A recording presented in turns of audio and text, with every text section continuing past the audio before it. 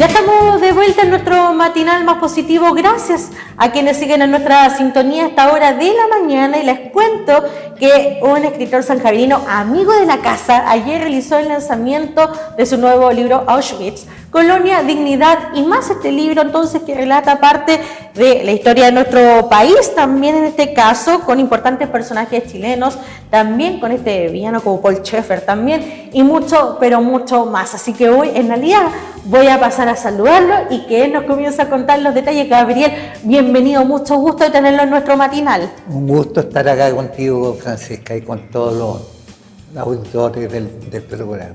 Bueno, Gabriel, nuevamente nos encontramos para el lanzamiento de un libro. Estábamos conversando en realidad en la pausa. Son temáticas muy importantes para la historia de nuestro país. Conversemos un poquito entonces cómo comenzó la compilación también y cómo se comenzó a generar entonces Auschwitz, Colonia, Dignidad y Más. Sí, bueno, yo el año pasado una editorial de Talca, ¿te acuerdas? Publicó toda mi obra poética, sí, mi poesía, como 12 libros compilados en uno solo. Y este año casi siempre publico un libro al año, más o menos, o cada 2 años. Conversando con Ana María, llegué a la conclusión de que esta vez quería publicar historias. Y algunas de estas historias yo las había publicado en algunos medios regionales, particularmente en el diario Talca, y había recibido muy buenas críticas. Entonces yo dije, voy a seleccionar las mejores y voy a agregar algunas historias. Bueno, seleccioné las que más me gustaron, pero me fui entusiasmando con el libro, y después de que había pensado poner 10 historias, terminé poniendo casi 60 historias. Entonces se fue dando en forma natural. El libro salió un poquito más gordo de lo que yo esperaba, pero cuenta, como tú dices, la historia de Auschwitz, que es un hecho mundialmente conocido, sí, ¿cierto? Era el campo de concentración nazi en Polonia más grande, donde no se sabe la cifra exacta, pero se calcula que entre 1 millón y 1,5 millones de personas fueron gaseadas, asesinadas en las cámaras de gas. Y bueno, entre ellos la mayoría judíos, pero también había religiosas, religiosos, gitanos. El genocidio nazi implicó la muerte de 6 millones de judíos y de 2 millones de gitanos. O sea, además de todas las otras nacionalidades que iban matando en la medida que iban invadiendo los países. Y bueno, ahí hay muchos héroes en Auschwitz, y también hay muchos canallas, ¿no? Que afortunadamente algunos de ellos fueron juzgados después de la guerra. Y lo asocié a Colonia de Dignidad por la experiencia también de dictadura que se vivió al interior de Colonia de Dignidad. Como Paul Schaeffer ejercía esta autoridad total y completa, que abusaba de 1 o 2 menores cada día, que todo el resto de los colonos eran prácticamente esclavos, trabajaban de lunes a domingo, no se les pagaba salario, no tenían previsión social. No tenían derechos básicos. No tenían derechos básicos. Los padres no podían vivir con los hijos, los niños eran separados de sus padres, siendo prácticamente guaguas, criados por tías, que a veces eran violentas. Entonces, y este campo además rodeado de alambre de púas, electrificado, con sensores, con perros, con guardias armados. O sea, era un campo de concentración, Colonia de Dignidad. Y fue haciendo el paralelo entre estas dos experiencias, pero agregué otras historias que me parecieron, escribirlas me pareció apasionante. Por ejemplo, la vida de Javiera Carrera. Sabemos mucho, o todos sabemos que era bella, gentil y valiente, como dice la canción, ¿no? Claro. Pero más allá de eso no pasa. Entonces hay toda una parte de la vida privada de Javiera que yo narro en este libro. Lo que pasó después de que ella tuvo que irse a Argentina al exilio con su hermano. Cómo sufrió la muerte de cada uno de sus hermanos, que la derrumbó emocionalmente, casi la volvió loca. Y su retorno a la patria 10 años después. Cuando O'Higgins se fue al Perú, ella pudo retornar. Y así, la vida de Manuel Rodríguez contada tantas veces, pero yo trato de contarla desde otra óptica, desde la óptica del joven abogado, de cierta clase acomodada, pudiente, y que de pronto sino que desde joven se sintió atraído por el mundo popular, ¿no? Por ir le llamaban de otra manera, ¿no? Al sector de la Chimba en Santiago, que era donde estaban un poco los prostíbulos, los lugares de fiesta, y le gustaba bailar cueca, tocar la guitarra, seguramente cantaba, y era muy popular en esos lugares. Entonces, Manuel Rodríguez, además de todo lo que hizo, que fue asombroso en Chile, mientras se formaba el Ejército Libertador en Argentina, se convirtió en un héroe popular, en un héroe del pueblo.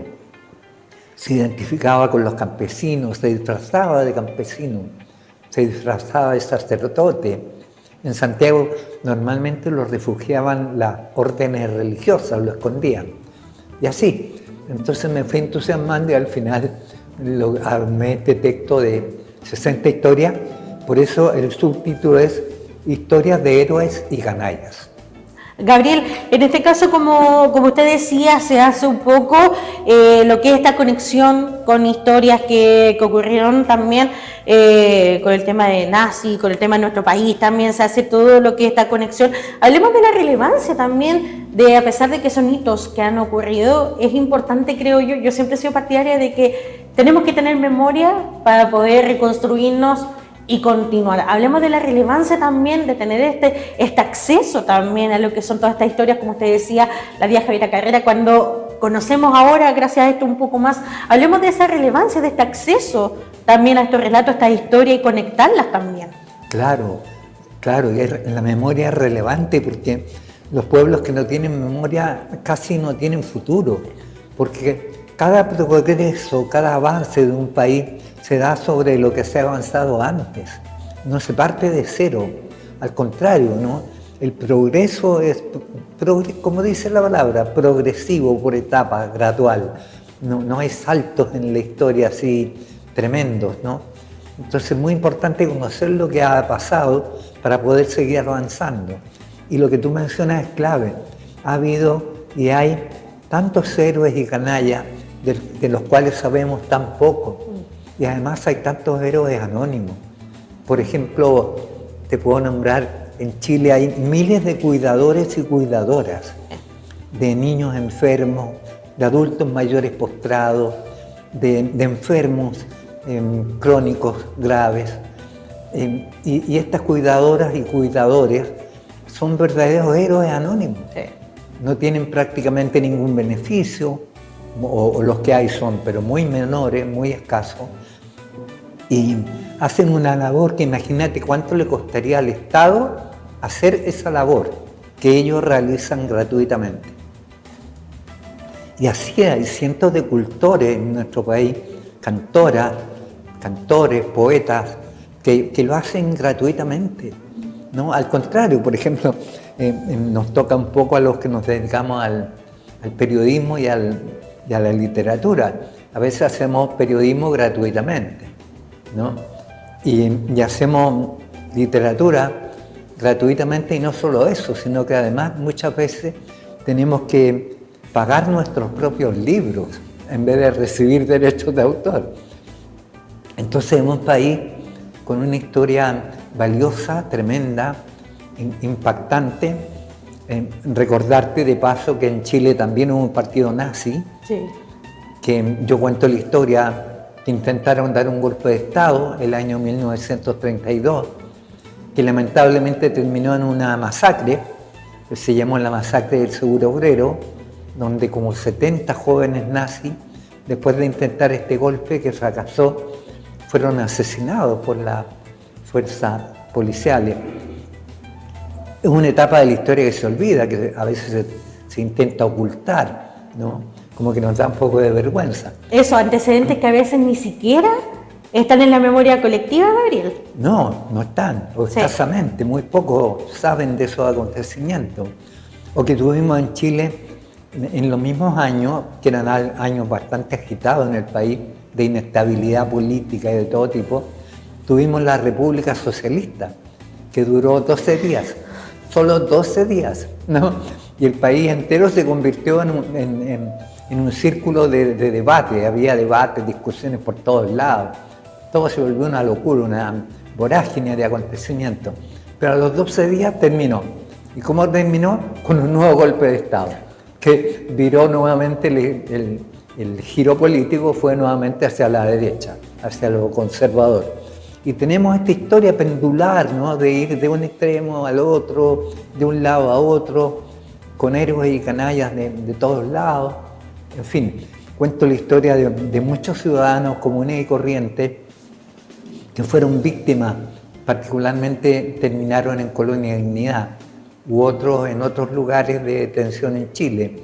Y también de héroes como el padre Joan Alsina, que fue fusilado en un puente del río Mapocho, su cuerpo cayó al Mapocho, pero antes de morir le pidió a los soldados que no le vendaran los ojos para poder darle el perdón antes de morir. Y lo hizo. Entonces, son héroes de los cuales la gente sabe muy poco. Efectivamente, porque nosotros, claro, conocemos la historia del dictador Augusto Pinochet, parte de lo que pasó, pero hay historias paralelas, historias que también, algunas son crudas, otros personajes que también fueron heroicos también y que, como dice usted, plasma una historia donde iban a ser 10 historias, terminó en este caso siendo 60 también. ¿Cómo fue obviamente este proceso? Porque también todo tiene que cohesionar en este sentido. ¿Cómo fue ese proceso también del armado de la historia y que relate esta historia? ¿Le costó mucho a medida que se iba motivando? ¿Cómo fue ese proceso, Gabriel? Bueno, mira, a mí desde muchos años atrás, de muy joven, siempre me sentí identificado con el tema de los derechos humanos. Además que estudié, antes de periodismo, yo había estudiado Derecho varios años. Y ahí tú te aprendes lo que son los derechos humanos, los deberes también, por supuesto, y cómo defenderlos, ¿no? Y después participé durante el periodo de la dictadura en movimientos no violentos, pero pro derechos humanos. Y eso me fue convenciendo cada vez más de la importancia de este tema. Y los últimos 20 años yo me he dedicado a apoyar, a ayudar, a participar en investigaciones, seminarios, en fin, hemos hecho muchas cosas respecto al tema de derechos humanos. Y este fue como el hilo conductor, ¿no? Los perversos o los canallas son aquellos que violaron los derechos humanos de alguna manera. Y los héroes que yo voy destacando son aquellos que defendieron los derechos humanos. Y en términos más contemporáneos de ahora, más bien es una defensa de la democracia como sistema donde mejor se defienden los derechos humanos. Y las dictaduras de cualquier tipo, y en cualquier país, son sistemas totalitarios donde se atropellan los derechos humanos. Entonces, para mí los dictadores ya de por sí son canallas. Canallas. Claro. Y los que luchan contra esas dictaduras y luchan por la democracia en los distintos países son heroicos, muchas veces heroicos, ¿no? Y víctimas muchas veces de estos sistemas totalitarios. Pagan con su vida, obviamente, claro, tratar de derrocar a los canallas, como hizo usted. Así, o con muchos años de cárcel, cautiverio. Exilios, en fin.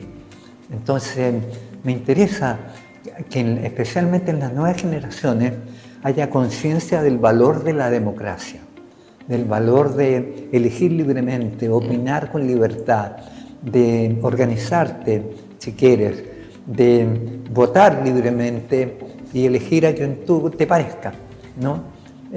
Después te puedes arrepentir, pero ya es otro tema, pero tienes la libertad de pensar, de elegir, de cada 4 o 6 años renovar las autoridades. Tenemos también el derecho y el deber de reivindicarnos si creemos que nos equivocamos, y así eso es parte también de la democracia y la libertad. Y yo creo que, como decía Gabriel, es algo muy importante, por lo menos para las generaciones. En mi caso, yo no alcancé a vivir lo que era la dictadura, entonces, claro, uno valora mucho más también, pero quienes vivieron en esa época la valoran el doble también. El hecho de poder hacer cosas tan básicas como decía usted, el poder votar, el poder escribir un libro, el poder opinar, el estar trabajando, el estar en una conversación tan natural como esta, son cosas que uno, yo me imagino que se valora mucho más en ese contexto. Sí, claro, los que la vivimos y vamos quedando cada vez menos, la valoramos como algo precioso. Imagínate, yo comencé a escribir textos como a los 20 años, por ahí, más formalmente. Antes escribía, incluso fui columnista del Diario de la Mañana cuando era casi un adolescente. Y fui director de una revista en el Liceo de Hombres de Talca, revista Prisma, que en algún tiempo fue una tremenda revista. Y no pude publicar nada así libremente hasta el año 83, porque durante 10 años tuvimos censura a los libros en Chile. Nadie podía publicar. Y eso era un drama para un escritor. Entonces, cuando en marzo, abril, por ahí se levantó la censura de los libros, mi primer libro salió al mes, porque yo lo tenía todo ahí, listo. estaba todo atorado, esperando que en algún momento se levantara esta prohibición. Y el año 83 pude publicar mi primer libro. Y de ahí en adelante, bueno, no he parado de hacerlo, siempre, como tú dices, sintiendo que la democracia y la libertad son un tema central para el ser humano. Tú puedes tener a lo mejor alimentos o salud o educación, lo que quieras, pero si no tienes libertad, eso es vacío, ¿no? Eso es estudiar y repetir lo mismo eternamente, pero no tener la posibilidad de elegir. Eso es un drama para el ser humano. Efectivamente, por eso le decía, claro, para quienes no vivimos en dictadura, es algo tan cotidiano, como decíamos, el hecho de votar, el hecho de nosotros, sobre todo como mujeres también, el poder acceder a la universidad, a trabajar, que eran cosas que antes peor todavía, derechos sociales básicos que uno los nombra, y que esperemos que en nuestro país, en ningún lugar del mundo, se vean nuevamente negadas las personas a poder acceder a esto, al tener una simple conversación o a pensar como uno quiera también, porque la libertad también es eso. Nos gusta o no, cada uno tiene su derecho tiene también a pensar como quiera. Gabriel, ahora me gustaría que habláramos del lanzamiento. Ayer estuvo el lanzamiento de usted. ¿Cómo fue este proceso? Y obviamente se vienen fechas en otras comunas, va a seguir también, en este caso, por supuesto, visitando otros espacios para que la gente pueda acceder a esta información. Bueno, ayer la gente que asistió, unas 25 personas, en un lugar muy agradable, que es esta sede que tienen los adultos mayores, ahí cerca del registro civil.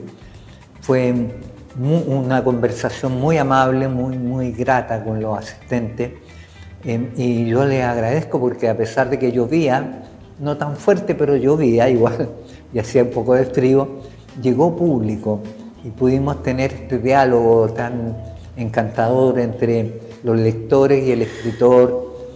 Fue muy simpático en San Javier, y por supuesto vamos a seguir. Ahora viene Curicó, donde lo vamos a presentar en una biblioteca con los escritores de Curicó apoyando esta iniciativa, y el 1 de agosto, si no ando perdido, va a ser en el Museo Higginianum en Talca. Posteriormente seguiremos con Linares, Cauquenes, y vamos a culminar en una pequeña biblioteca de Parral con unos amigos nuestros que son muy agradables, muy simpáticos. O sea, maravilloso, van a estar recorriendo las 4 provincias de nuestra región. Me imagino que en sus redes sociales van a poder encontrar también, por ejemplo, las fechas y los lugares específicos donde se van a reunir.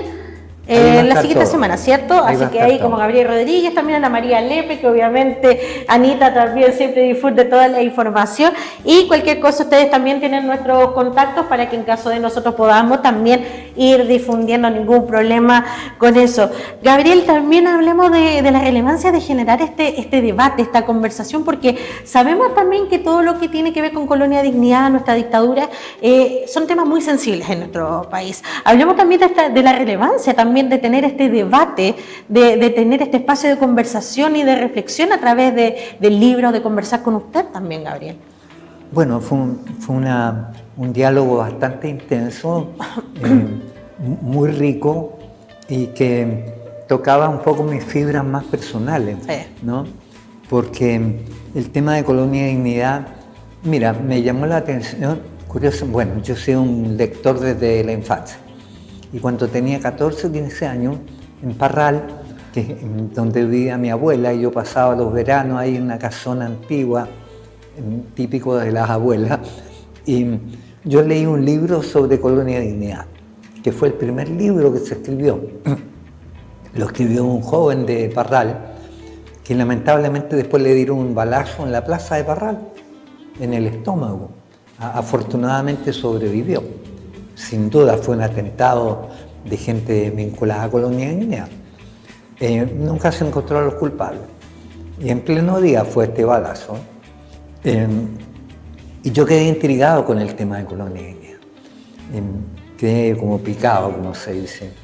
Entonces, después toda la información que aparecía en la prensa sobre Colonia de Dignidad, yo la leía con mucha avidez.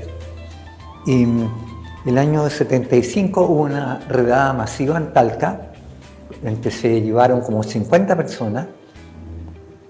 Había algunos militantes de distintos partidos, en fin, políticos, porque se perseguía un poco a todo el mundo, ¿no?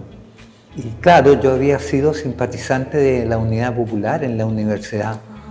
Me habían expulsado de la Universidad de Chile el año anterior. Y entonces terminé también detenido en Colonia de Dignidad, donde estuve una semana afortunadamente. Otras personas tuvieron un mes, varias semanas, y terminaron en otros campos de concentración. Yo, como era independiente, no estaba vinculado a ningún partido. Claro, no militaba en ese momento. No militaba en ese momento.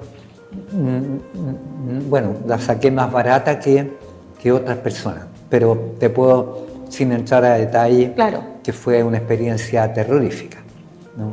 Terrorífica que me ha marcado. Y después, con los años, en la medida que me incorporé a la lucha pacífica por la democracia, siempre pacífica, no violenta, seguí investigando, leyendo sobre el lugar donde había estado, y una gran amiga mía que falleció, se llamaba Adriana Borges, me legó todos sus escritos, investigaciones y todo sobre Colonia Dignidad, y me dijo un poco así como: te relevo, o sea, te entrego esta misión, encárgate tú ahora de esto, yo me voy porque iba a fallecer.